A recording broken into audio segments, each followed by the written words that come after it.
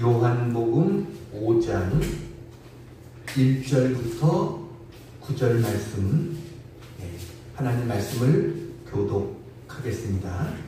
그 후에 유대인의 명절이 되어 예수께서 예루살렘에 올라가시니라. 예루살렘에 있는 양문교회에 힐리 말로 베데스다 하는 곳이 있는데 거기 해가섯이 있고 그 안에 많은 병자, 맹인, 다리 저는 사람, 혈기 마른 사람들이 누워 물의 움직임을 기다리니 이는 천사가 가끔 곳에 내려와 물을 움직이게 하는데 움직인 후에 먼저 들어가는 자는 어떤 병이 걸렸든지 낫게 되더라. 거기 38해 된 병자가 있더라. 예수께서 그 누운 것을 보시고 병이 벌써 오래된 줄 아시고 이르시되 내가 가고자 하느라. 병자가 대답하되 주여 물이 움직일 때 나를 못에 넣어주는 사람이 없어 내가 가는 동안에 다른 사람이 먼저 내려가나이다. 예수께서 이르시되 일어나 내 자리를 들고 걸어라 하시니 다같이 그 사람이 곧 나와서 자리를 들고 걸어가니라. 이날은 안식일이니. 아멘. 할렐루야. 1888년에 고고학적으로 중요한 발견이 있었습니다. 이 고고학 발굴단이 예루살렘을 유적을 발굴하다가 지하에서 조그만 인공 연못을 발견하게 됩니다. 그 위에 기둥 5개도 발견이 됐습니다. 연못은 약 13.5m 아래에 연못이 있었습니다. 이 연못을 발견하기 전까지는 베데스다라고 하는 이 성경에 나오는 이 장소가 어딘지를 알지 못했습니다. 이 연못이 발견된 다음에야 여기가 바로 예수님이 38년 된 병자를 고치신 바로 베데스다구나, 이것을 알 수 있었습니다. 이 베데스다라는 이 연못은 폭이 한 60m, 길이가 한 100m 정도 되는 비교적 큰 그런 연못입니다. 이 베데스다 연못은 예루살렘의 양문 곁에 있다라고 되어 있습니다. 그러니까 예루살렘이 내려다 보이는 예루살렘 맞은편에 감람산이 있습니다. 예수님이 겟세마네 동산에서 기도하셨던 그 산입니다. 그 산에서 이 기드론 골짜기를 지나면 바로 예루살렘 성으로 들어갈 수 있는데 거기에 있는 문이 바로 이 양문이라고 하는 문입니다. 제일 중요한 문 중에 하나입니다. 그래서 느헤미야가 예루살렘 성을 준공하고 성문을 세울 때 첫 번째로 세웠던 그러한 성문이 양문입니다. 우리 동영상을 잠깐 보겠습니다. 저기는 이제 양문이에요. 네. 저 양문에서 이제 조금만 들어가면 예, 바로 들어가면 그 이제 베데스다 못으로 들어가는데. 간다. 들어가면 나 오늘 내가 지금 있어. 베데스다. 베데스다. 있어. 예, 있고. 자, 저기가 바로 이제 베데스다예요. 저기라고요? 베데스다. 연못이 어디 있나요? 연못이 보세요. 굉장히 깊습니다. 어머, 왜 이렇게 깊어? 엄청 깊어요. 예. 그 아까 요한복음 5장에 보면은 예. 행각이 몇 개 있다? 5개. 5개. 행각은 정자와 같은 거거든요. 예. 정자와 같은 게 5개가 있다는 얘기는 규모가 크다 적다. 와, 크다. 엄청 크다는 건데 네. 뭐 보건도를 이렇게 보면은 저렇게 생겼어요. 원래는 저렇게 깊네요. 예. 와. 아니, 들어가는 것도 들어가는 건데 못 나오겠는데. 사실 자 보세요. 위치를 보세요. 양문 곁에 왼쪽은 성전이요, 오른쪽은 베데스다. 연못이 딱 이렇게 보이잖아요. 그래서 저희가 어떤 곳이냐면 양문이라고 했잖아요. 예. 제물을 드린 양이 들어가서 예. 제물을 이제 드리면 피가 나오잖아요. 네네. 사실 그걸 씻었던 곳이에요. 베데스다 못이라는 거는 네네. 제물이 되는 피를 씻었던 곳이 베데스다 못이다. 네, 베데스다가 바로 저런 곳입니다. 오늘 본문은 예수님께서 이 베데스다 연못에서 38년 동안 병으로 고생했던 사람에게 자비를, 기적을 베푸신 그러한 내용입니다. 성경에 보면 참 재미난 이야기가 나옵니다. 유대인의 명절이 돼서 예수님이 예루살렘에 올라가시는데 거기에는 아까 양문 곁에 베데스다라고 하는 못이 있었다. 베데스다의 뜻이 뭐예요? 자비의 집이라는 뜻입니다. 자비의 집이라고 하는 그런 못이 있었습니다. 근데 여기에는 옛날부터 신기한 이야기가 전해져 내려오고 있었습니다. 그것은 가끔 천사가 내려와서 이 물을 움직인다는 거예요. 근데 물이 움직였을 때 제일 먼저 들어간 사람은 어떤 병에 걸렸든지 낫게 된다. 이런 전설이 있는 곳이 바로 베데스다라고 하는 곳입니다. 오늘 이곳에서 어떤 역사가 일어났는가 우리 같이 은혜를 나누겠습니다. 자, 첫 번째 같이 한번 읽습니다. 시작. 베데스다 연못의 비참한 현실. 베데스다라는 말의 뜻은 자비의 집이다 이런 뜻이지만 오늘 본문을 보면 이곳의 상황은 그렇지 못합니다. 이곳에 많은 병자, 소경, 다리 저는 사람, 혈기 막은 사람들이 누워서 천사가 가끔 못에 내려와 못을 움직이는 것을 기다렸다. 그것만을 기다리고 살아가고 있는 사람들이 이 베데스다 못가에 있었던 사람입니다. 여러분, 그 당시 이 베데스다 연못가를 한번 그려보세요. 거기에 병자들이 많이 모여 있습니다. 동병상련이란 말이 있잖아요. 그러니까 이들은 같이 아픈 사람들입니다. 같은 처지에 놓이면 사람들이 금방 서로 친해지게 되죠. 서로의 아픔을 이해하고 서로 아픔을 이제 나누니까 그러니까 서로 먹을 것이 생기면 이것 좀 먹어. 같이 나누면서 얼마나 훈훈한 정이 오가는 그런 곳이겠어요. 그런데 이 수많은 병자들이 이제나 저제나 천사가 내려올까 기다리고 있고 그 물이 움직이기만을 기다리고 있는 것입니다. 근데 한번 생각해 보세요. 여러분, 정말 천사가 내려와서 물이 움직였다. 그러면 오늘 본문에 나오는 이런 눈먼 맹인이나 다리를 떠는 사람이나 다리를 절룩이는 사람이나 이런 사람들이 이 못으로 빨리 달려가서 들어갈 수 있겠습니까? 그렇게 사람들이 그것을 기다리고 있는데 갑자기 연못이 부글부글 끓기 시작합니다. 그 순간 어떤 일이 벌어질까요? 조용하던 베데스다 연못이 순식간에 아수르 장으로 변할 것입니다.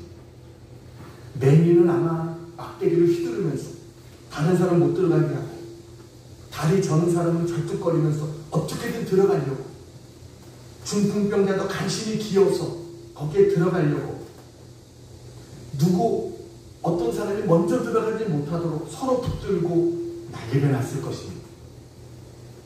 이 연못에는요, 두 번째만 들어가도 날 수가 없습니다. 무조건 첫 번째 들어가는 사람만 낫는다라는 겁니다. 그러니까 물이 움직이기 시작하면 모두가 경쟁자가 되는 겁니다. 저 사람이 들어가면 난 못 들어가. 그러니까 내가 먼저 들어가야 돼. 그를 붙잡고서라도 내가 먼저 들어가려고 하는 이곳이 바로 이 자비의 집이라고 하는 베데스다였던 것이. 아니, 이곳은 자비의 집이 아니라 어떻게 보면 치열한 경쟁과 잔인함으로 가득한 무자비의 집이 되어버리고 말았습니다. 평소에는 자비의 집이었을지 몰라도 물이 동하기 시작하면 무자비의 집이 되어버리고 마는 겁니다. 근데 생각해 보세요. 그 물에 정작 들어갈 수 있는 사람이 누굴까? 동작 빠른 사람이 들어갈 겁니다. 그래도 남들보다 병이 좀 약한 사람, 간단한 병에 걸린 사람, 이런 사람이 그곳에 먼저 들어갈 수 있을 거예요. 정말로 중병에 걸려서 움직이기 어려운 이런 사람들, 일어나지 못하는 사람들, 이런 사람들은 들어갈 수가 없어요. 진짜 치료가 필요한 사람들은 그런 사람인데 막상 그런 사람은 들어가지 못하는 딜레마가 있는 곳, 이게 바로 베데스다다라는 것입니다. 여러분, 이게 진짜 하나님의 역사일까요? 정말 하나님이 하시는 일일까요? 하나님이 베데스다 연못가에 사람들을 모아놓고 심심하면 한 번씩 물을 휘저어서 불쌍한 사람들이 아기다툼거리면서 서로 들어가겠다고 싸우는 것을 보면서 즐기시는 그런 하나님이실까요? 결코 그렇지 않죠. 그것은 사탄의 마음입니다. 하나님의 마음이 아닙니다. 사탄은 그것을 좋아했을 겁니다. 그래 싸워. 먼저 들어가기 위해서 싸워. 이게 사탄의 역사죠. 조금 깊이 생각해보면 베데스다는 병자를 치유하는 장소지만 정말 치료가 필요한 그런 사람들은 절대로 치료받기 어려운 그런 모순을 갖고 있는 장소가 베데스다다라는 것입니다. 그런데 왜 베데스다에 사람들이 이렇게 모여 있을까요? 병을 낫기 위해서 모이는 겁니다. 그런데 막상 나을 수 있는 사람은 비교적 건강한 사람만 나을 수 있다. 이게 얼마나 잘못됐어요. 물론 누가 옆에서 빠르게 집어넣어주면 나을 수도 있을 겁니다. 그렇지만 문제는 물이 언제 동할지가 모릅니다. 하염없이 기다리다가 나를 넣어주겠다고 그 사람이 또 잠깐 자리를 비울 수도 있잖아요.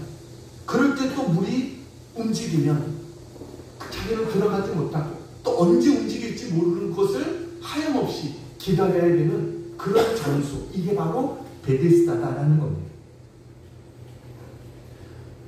좀 몸이 건강한 사람은 좀 제일 심한 사람에게 양보해주면 좋은데 절대로 자기의 자리를 양보해주지 않습니다. 그러니까 베데스다 연못은 하나님의 기적이 일어나는 곳이 아니었어요. 오히려 거기는 사탄이 인간을 유혹하고 기만하는 그런 장소가 베데스다입니다. 치열한 경쟁이 일어나고 다툼이 일어나는 그런 장소입니다. 거기는 결코 자비의 집이 아니었어요. 어떻게 보면 사탄이 기뻐하는 다툼과 분열과 경쟁이 계속되어지는 그러한 곳, 이게 바로 베데스다다라는 것입니다. 이곳이 어떤 곳입니까? 어떻게 보면 지금 우리가 살고 있는 이 세상과 너무나 비슷한 곳 아닙니까? 자비의 집이라는 이름은 있지만 철저하게 생존 경쟁이 지배하고 있는 곳, 그게 바로 이 세상이죠. 어떤 사람이 커피 농장에 견학을 갔습니다. 농장 이곳저곳을 둘러보는데 그 중에 인상적인 장면이 있었다는 거예요. 커피나무 묘목을 심는데 작은 모래주머니에 씨앗을 2개씩 넣고 심고 있더래요.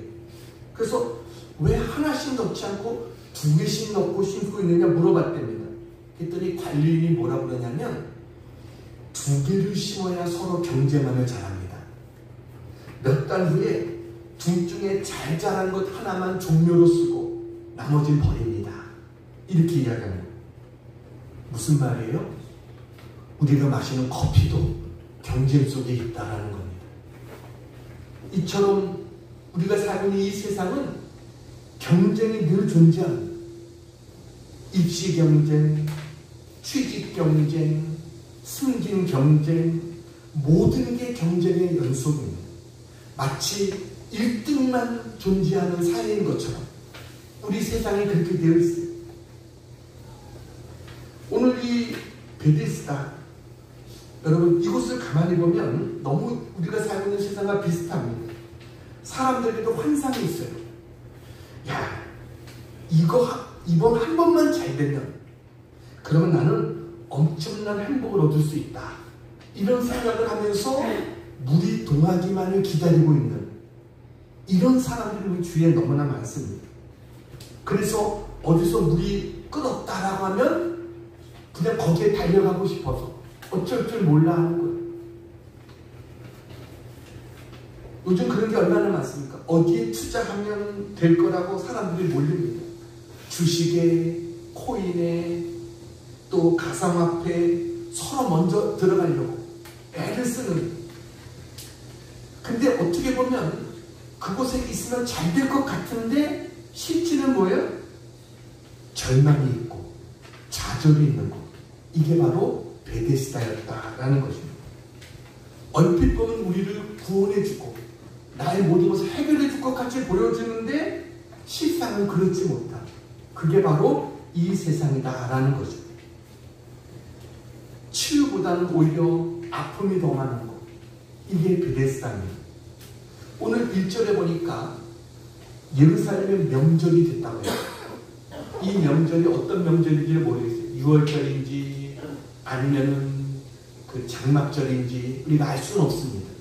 그러니까 6월절이면 우리로 말하면 설날 같은 날이고 장막절이면 추석 같은 그런 명절입니다. 그런데 명절이 되면 유대인들은 절기를 지키기 위해서 예루살렘으로 가잖아요. 가서 어디로 갑니까? 성전으로 갑니다. 근데 베데스다 못 가 있는 사람들은 성전에 들어갈 수도 없는 사람들입니다. 율법에 부정한 사람들이라고 해가지고 이 사람들은 들어가지도 못하고 성전에 들어가는 사람들을 지켜볼 수밖에 없는 이 사람들이 바로 베데스다 못 가의 사람입니다. 그러니 명절이 되면 더 가슴 아프죠. 다른 사람들은 명절에 와서 성전에 들어가서 하나님 앞에 제사를 드리고 기쁜 모습으로 돌아가는 모습을 보면서 자기들은 그렇게조차 할 수 없는, 그냥 그 자리를 떠날 수 없는, 이게 바로 베데스다 목가에 있는 사람들이다라는 거예요. 거기서 노숙을 하고 있으면서도 그 자리를 벗어날 수 없는 그 사람들이 바로 이 사람들입니다. 그 사람들이 붙잡고 있는 것은 뭡니까? 한낮 신날 같은 희망. 뭐예요? 물이 동할 때 들어가면, 제일 먼저 들어가면 날 수 있다. 이 하나 붙잡고 있는 거예요. 여러분, 그게 그들에게는 유일한 희망입니다. 그런데 현실은 뭐예요? 현실은 돌덩이 같은 겁니다. 우리가 가을날 신종 같은 데 보면 연을 이렇게 날리죠. 근데 돌에다가 실을 묶어가지고 날리려고 하면 날릴 수 있습니까? 날릴 수 없죠. 마치 그것과 같은 거예요. 그들이 붙잡고 있는 것은 신뢰 같은 희망인데 그들이 당하고 있는 상황은 돌 같은 거예요. 그러다 보니까 거기서 더 절망만 하고 있는, 이게 바로 베데스다 못가의 비참한 현실이다 라는 것입니다. 자, 두 번째 같이 한번 읽겠습니다. 시작. 38년 된 병자를 치료하신 예수님. 그런데 그 자리를 38년 동안 떠나지 못하고 있는 자가 있었습니다. 38년 동안 병마와 싸우고 있다. 여러분 한번 상상해 보세요. 이때 당시에 이 유대인들, 이때 당시에 평균 살아있는 사람 평균 나이가 얼마쯤 되는 줄 아십니까? 한 40년 정도 된답니다.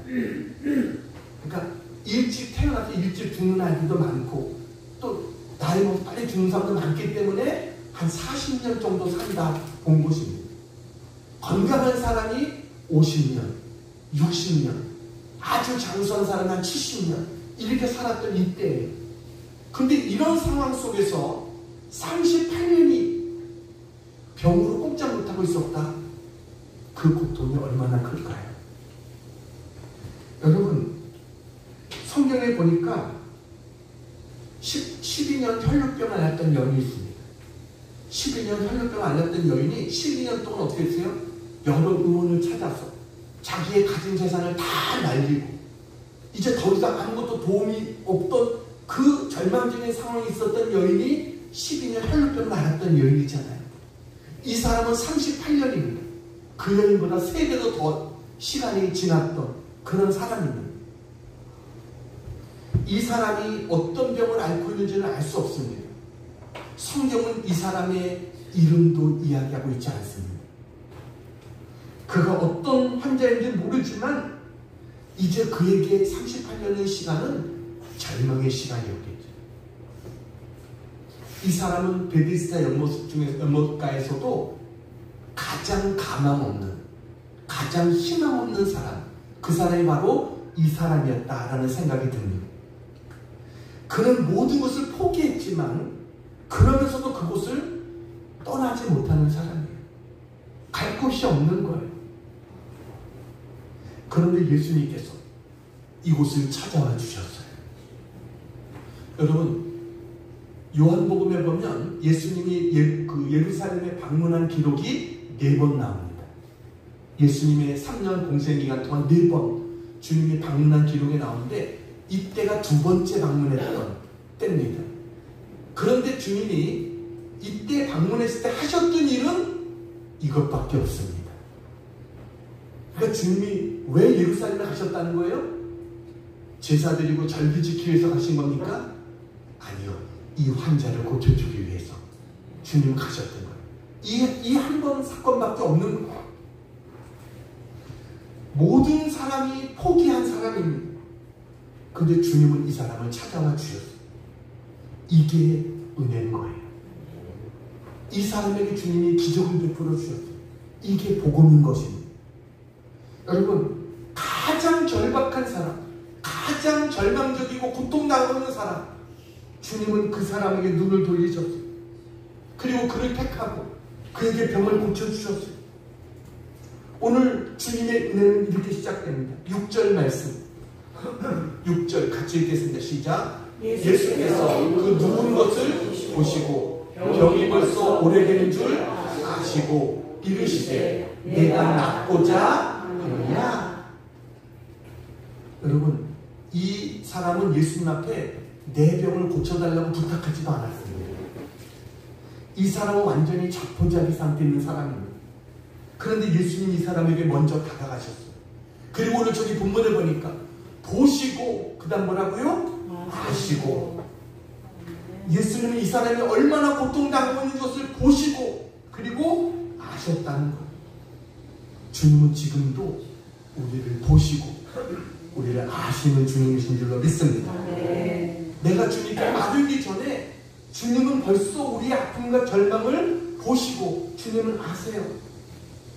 그래서 주님은 이렇게 말합니다. 요한복음 15장 16절에 너희가 나를 택한 것이 아니요 내가 너희를 택하여 세웠나니 라고 그랬어요. 주님이 먼저 나를 사랑해 주셨다는 거예요. 이게 은혜죠. 38년 동안 절망 가운데 있었던 이 사람에게 주님이 찾아와 주셨어요. 그리고 주님이 그 사람에게 뭐라고 말합니까? 내가 낫고자 하느냐 라고 말씀하십니다. 아니, 병자에게 이게 무슨 질문이에요? 내가 낫고자 하느냐? 그런데 이 사람은 예수님의 질문 앞에 내가 낫고자 하느냐 하면은 대답할 것은 하나잖아요. 그것은 뭐예요? 네, 낫기를 원합니다. 이거 한 가지만 대답하면 되는 거예요. 근데 이 사람은 그 말조차도 하지 못합니다. 그 희망조차도 없다는 거예요. 그래서 이 사람은 주님의 말씀에 뭐라고 말합니까? 7절입니다. 같이 한번 읽겠습니다. 시작. 병자가 대답하되 주여 물이 움직일 때 나를 못에 넣어주는 사람이 없어 내가 가는 동안에 다른 사람이 먼저 내려가나이다. 어떻게 보면 오늘 읽은 구절 중에 제일 긴 구절입니다. 이 사람 말합니다. 물이 움직일 때 나를 못에 넣어주는 사람이 없어서 내가 가는 동안에 다른 사람이 먼저 내려가나이다. 이 사람은 지금 신세한탄을 하고 있습니다. 하소연을 하고 있습니다. 이 사람의 말을 보면 이 사람 스스로도 자기가 병이 날 거라는 희망은 이미 버린 지 오래됐다라는 것을 알 수 있습니다. 38년이나 됐으니까. 아무도 이 사람에게 희망을 줄 수 있는 사람이 없었습니다.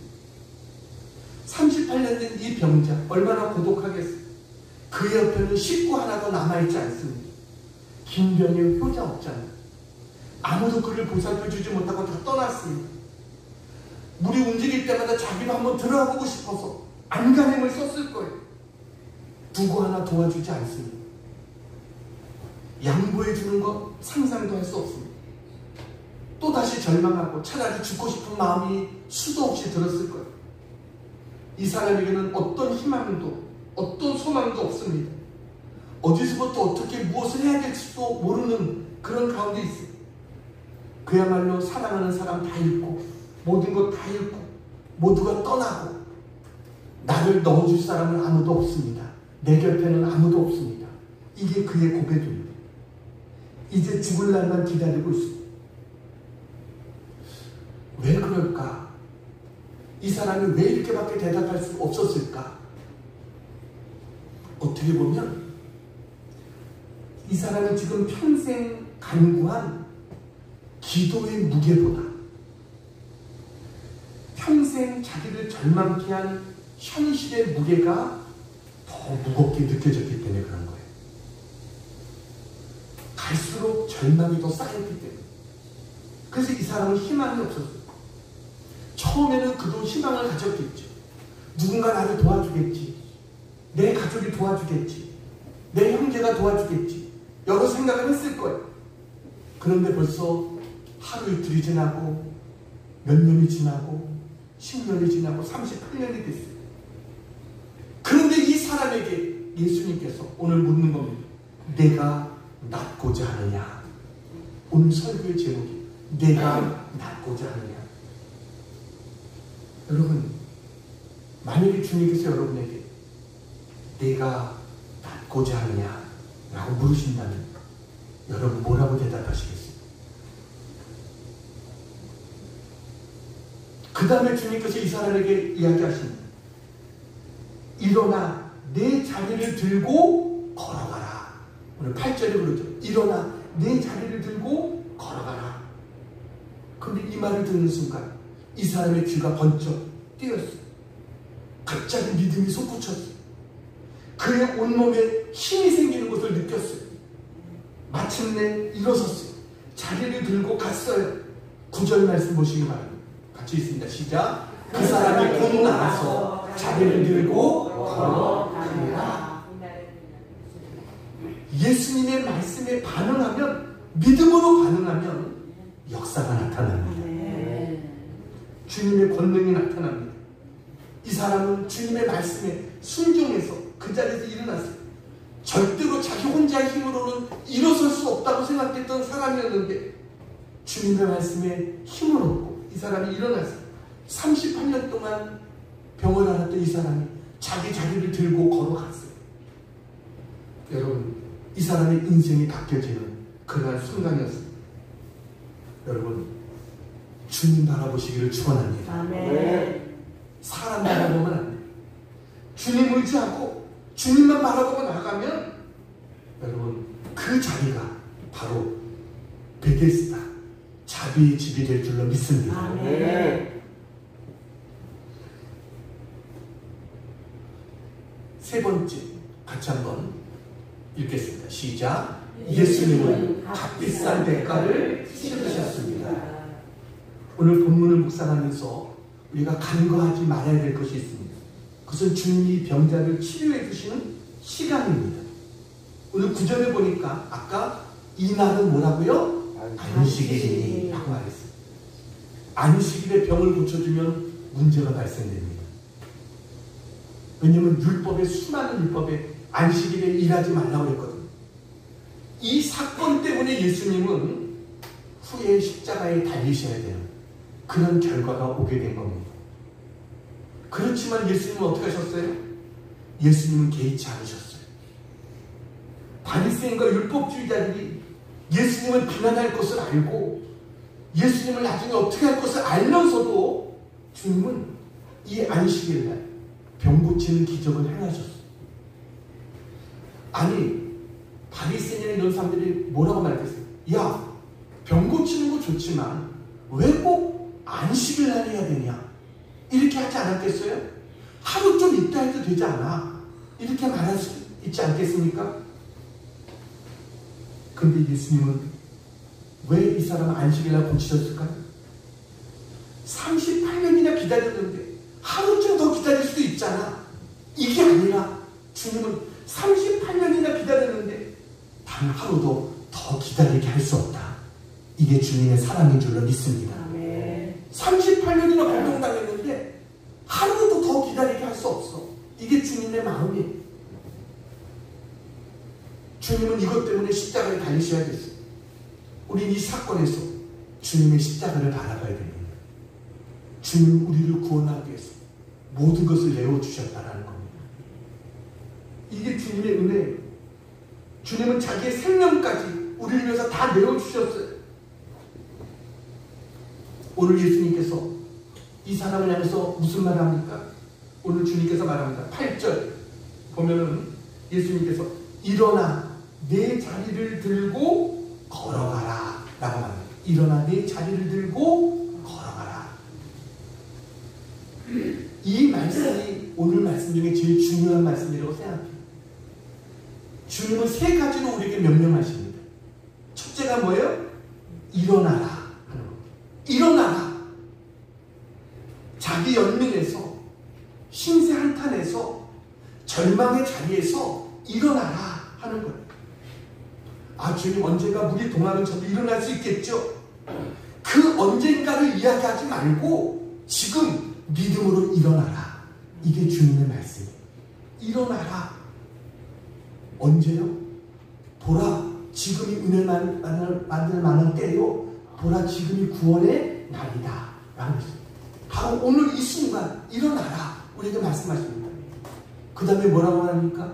내 자리를 들고 라고 말씀합니다. 내 자리를 들라. 이것은 뭐예요? 이제 이곳은 너의 자리가 아니다 라는 겁니다. 그냥 일어나는 것이 아니라 내가 깔고 앉아있어도 그 깔개를 들고 일어나라는 거예요. 내 자리를 들고 일어나라는 거예요. 여러분, 이 사람이 38년 동안 무엇을 반복했을까요? 물이 동하기만을 기다렸을 겁니다. 물이 동하면 온몸을 힘쓰고 애쓰고 기어서 그 못갈 쪽으로 갔을 거예요. 근데도 가면서도 그가 자기 자리는 어때요? 그 자리는 거기 놔둡니다. 왜요? 다시 돌아가야 되기 때문에. 그 자리는 포기할 수 없어요. 그 깔개가 있어야 그 자리로 다시 돌아갈 수 있기 때문에 38년 동안 그것을 반복했던 거예요. 근데 주님께서 뭐라고 말씀하십니까? 이제 내 그 자리를 들고 그 자리를 들고 일어나라는 겁니다. 그 자리를 떠나라는 겁니다. 이제 더 이상 그 자리가 내 자리가 아니라는 것. 그리고 뭐라고 말씀하세요? 걸어가라. 걸어가라. 영어 성경에는 keep walking 이라고 되어 있어요. 이게 뭐예요? 계속 걸어가라 하는 거예요. 너의 인생은 더 이상 여기에 정체되어 있지 말고 이제는 하나님의 부르심을 향해서 믿음으로 계속해서 걸어가라. 이게 주님의 말씀이신 거예요. 주님은 우리에게 말씀하신 거예요. 너 자기 연민에서 일어나. 그리고 절망의 자리를 들고 이제는 계속 앞으로 나아가. 이게 주님 우리에게 주시는 말씀인 줄로 믿습니다. 내가 어두운 터널을 지나고 있는데 거기서 주저앉지 말고 걷기만 해도 너는 승리하는 거야. 너는 앞으로 계속해서 나아가. 이게 주님의 말씀이에요. 여러분, 주님이 주시는 이 베데스다, 이 사람이 주셨던 이 말씀, 오늘 우리들에게도 주신 말씀인 줄로 믿습니다. 아멘. 일어나라. 내 자리를 들고 걸어가라. 더 이상 원망의 자리, 불평의 자리, 무기력의 자리에서 이제는 일어나서 당당히 그 모든 것을 이제는 다시 들고 앞으로 걸어가라. 주님은 말씀하세요. 그랬더니 이 38년 된 병자가 어떻게 됐어요? 그 자리를 들고 일어나서 걸어갔어요. 말씀을 믿고 순종하면 우리에게 이런 역사가 나타나게 될 줄로 믿습니다. 아멘. 병이 나아서 순종한 게 아니에요. 먼저 순종인 거예요. 먼저 순종하면 하나님의 역사와 능력이 나타나게 되는 줄로 믿습니다. 아멘. 이제 한 가지 이야기하고 마치려고 합니다. 사진 하나 보여드리겠습니다. 예, 제목이 뭐예요? 예, 조그만 글자가 잘 안 보이죠? 7번째 봄이라고 하는 책입니다. 누가 썼냐면 본인의 이름은 안 밝혔어요. 필명으로 K보리라고 썼습니다. K보리. 이분이 31살 때 항생제를 먹고 부작용이 왔습니다. 2009년 8월 10일 대학을 졸업하고 나서 디자이너로 취직을 해서 열심히 하고 있었던 그날 열흘 전에 먹은 항생제 때문에 온몸이 부풀어 오르기 시작했습니다. 이런 병에 걸릴 확률은 10,000명 중에 1명이 됩니다. 온몸이 수포와 발진으로 뒤덮이고 수포가 터지면서 고름과 피로 온몸이 다 그야말로 뒤덮게 됐습니다. 처음 간 병원에서 이 병명을 모르는 거예요. 그래가지고 일주일 동안 시간을 낭비했어요. 큰 병원에 가서 병명을 알아보니까 스티븐 존슨 증후군이라고 하는 병명이 나왔습니다. 온몸에 살갗이 부풀어 오르면서 이것이 터져가지고 피고름이 되는 거예요. 이 병이 심해지면 머리카락도 다 빠지고 손톱 발톱도 다 빠지고 그런데 이것을 치료하기 위해 가지고요, 썩어 들어가는 피부를 다 뜯어내는 거예요. 다시 약을 바르고 치료하기 위해서 드레싱을 해야 되는데, 여러분 온몸의 살점들을 뜯어내 가지고 약을 바르니까 얼마나 아프겠어요. 대량의 이 몰핀을 주사해도 너무 아파서 견디기가 힘들었다는 거. 이분이 이렇게 생각합니다. 첫날 드레싱은 지옥 같았습니다. 타들어가는 목마름에도 물 한 모금 마실 수 없었고, 뜨거운 용광로 속에서 살을 파먹는 구더기와 한 몸이 되어 활활 타오르는 것처럼 고통스러웠습니다. 죽고 싶어도 죽을 수 없고, 후회해도 되돌아갈 수 없는 그 이상도 그 이하도 아닌 그야말로 지옥이었습니다. 이렇게 이야기했습니다. 여러분, 이렇게 온몸에 부풀어 오른 것을 다 뜯어내고 약을 바르는 드레싱을 하루에 2-3번씩 이거를 반복을 하면서 주사 꽂을 자리를 찾지 못할 정도로 그렇게 어려웠답니다. 사람의 형체를 알아보기 힘들 정도여서 가족들도 그 모습을 볼 수 없을 정도로 너무 가슴 아픈 그러한 상황이었다는 겁니다. 이런 상황을 7년을 계속했답니다. 저기 7번째 봄이라고 했죠. 7년을 계속하는 거예요.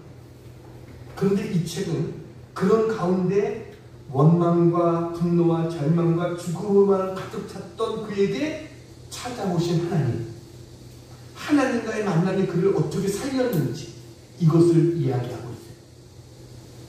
그가 고통스러운 순간을 이겨낼 수 있었던 유일한 힘은 예수님 생각이었답니다. 예수님은 어떻게 맞추지도 없이 몰핀도 없이 그 십자가의 고난을 참으셨을까? 이 생각을 했다는 것. 그리고 또 하나 자기에게 힘이 됐던 것은 오빠의 기도였다는 거예요. 늦은 밤 퇴근하고 병실에 들은 오빠에게 처음으로 기도 부탁을 했답니다. 잠시 머뭇거리던 오빠가 기도했는데 뭐라고 기도했냐면, 하나님 아버지 감사합니다. 감사할 것 하나도 없을 것 같은 이 상황에서도 주님을 먼저 찾게 하심을 감사합니다. 이렇게 오빠의 기도는 감사의 기도로 시작됐답니다. 그래서 오빠, 언니, 자기 그렇게 3남매는 큰 소리도 내지 못하고 숨죽여서 하염없이 울었답니다. 그런데 그날로부터 자기에게는 새로운 감사 찾기가 시작됐답니다. 이제는 내가 감사거리를 찾아야 되겠다. 이것을 시작했다는 것. 그리고 그는 이렇게 고백합니다. 내게 찾아온 병은 불행이 아니라 하나님이 나를 특별하게 선택하신 선물이라는 것을 알았습니다. 나는 더 이상 초라한 모습 때문에 움츠려들지도 않았고 세상의 잣대로 내 모습을 비교하지도 않았습니다. 하나님의 사랑은 잃어버린 나의 평정심을 되찾게 하셨습니다. 삶은 동화처럼 원하는 대로 펼쳐지지 않습니다. 그러나 그것이 결코 실패한 삶이 아니라는 것을 알았습니다. 그녀는요 19번이나 수술했습니다. 그런데 또 더군다나 후유증으로 눈의 망막과 각막이 손상돼서 앞도 제대로 볼 수 없는 이런 상황이 됐어요. 그런데도 그녀는 이렇게 고백합니다. 아프기 전에 하나님을 몰랐습니다. 아픈 뒤에 하나님을 만났습니다. 하나님의 큰 사랑을 알게 됐습니다. 하나님을 모르는 저로 돌아가고 싶지 않습니다. 하나님이 하시는 일은 정말 놀랍습니다. 하나님은 모든 것을 잃고 쓸모없어진 것 같은 나를 잊지 않고 사용하셨습니다. 결핍은 내게 장애가 아닌 오히려 원동력이 되었습니다. 하나님은 내가 무능력함을 인정하고 당신에게 전적으로 모든 것을 구하고 의지할 때 나를 도우셨습니다. 볼 수 없지만 글을 쓰고 기타를 치고 영어로 말합니다. 내 영혼에 불꽃 같은 열정을 심어주시고 강한 의지로 이끄시는 그분은 이 세상에 단 한 분이십니다. 예수 그리스도의 사랑, 곧 유일무이하신 하나님만이 능력자 되심을 삶을 통해 체험합니다. 나는 나의 저자이고 완성자이신 하나님 아버지에게 전적으로 의지합니다.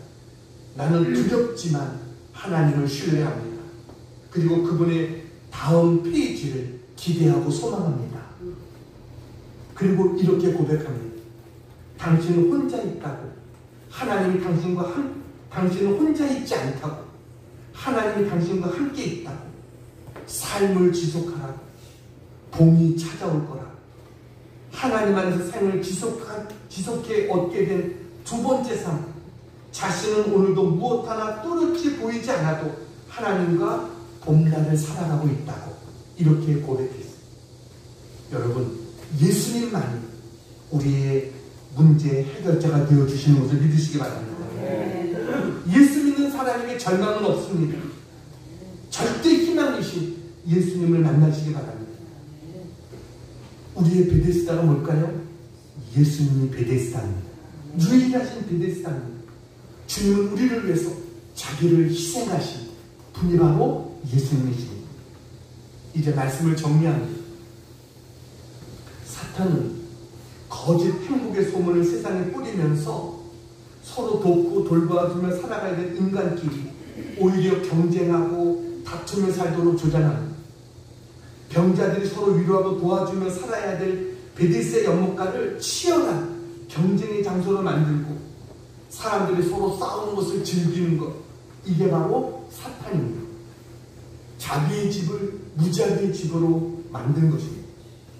하지만 그런 살벌하고 삭막한 장소에 예수님이 오셨습니다. 이 세상에 주지 못할 진정한 평안과 자유와 기쁨을 주시려고 이 땅에 오셨어요. 연못에 그 움직이는 것에 모든 관심이 집중되어 있는 사람들에게 주님은 오늘도 물으십니다. 내가 낫고자 하느냐? 주님이 이렇게 물으시는 이유는 너 저 물을 보는 것이 아니라 나를 보라 라고 하시는 것입니다. 너를 치료해주는 건 저 물이 아니야. 너를 고쳐주고 치료해주는 것은 바로 나야. 주님은 이것을 우리에게 가르쳐 주세요. 오늘 우리의 관심이 어디 있습니까? 여러분의 관심이 어디 있습니까? 혹시 나의 베데스다 연못물이 뭔가? 내가 기다리고 있는 것이 뭔가? 이것만 움직이면 내 삶이 잘 될 텐데 혹시 그런 것이 있습니까? 여러분, 주님은 우리에게 너 물을 보지 말고 나를 봐. 주님께서 말씀하십니다. 내가 낫고자 하느냐? 일어나라. 내 자리를 들고 걸어가라. 주님께서 오늘도 우리에게 말씀해 주세요. 주님의 이 말씀 앞에 예하고 순종하면 하나님의 기적이 나타나게 될 줄로 믿습니다. 그것이 진정한 자비의 집이 될 수 있습니다. 예수님께서 우리를 고쳐주기 위해서, 우리의 문제를 해결하기 위해서 지금도 찾아와 주시고 우리에게 말씀해 주시는 주님, 그 주님의 음성 앞에 언제나 귀를 기울이고 주님의 말씀 앞에 내 주님 말씀에 순종하겠습니다. 믿음으로 일어설 수 있는 우리 모두가 되기를 축복합니다. 우리 아까 불렀던 찬양 한번 우리 부르겠습니다. 예수의 이름으로 나는 일어서리라. 가사를 생각하면서 한번 부르겠습니다.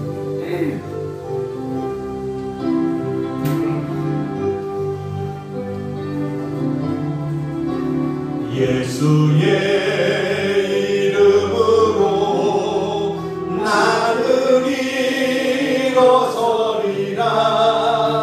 주가 주신 능력으로 나는 일어서리라. 원수가 날 향해 와도 쓰러지지 않으리. 주가 주신 능력으로, 주가 주신 능력으로, 주가 주신 능력으로 일어서리. 다시 한번 합니다. 예수의 이름으로 나는 일어서리라. 예수의 이름으로 나는 일어서리라. 주가 주신 능력으로 나는 일어서리라. 원수가 날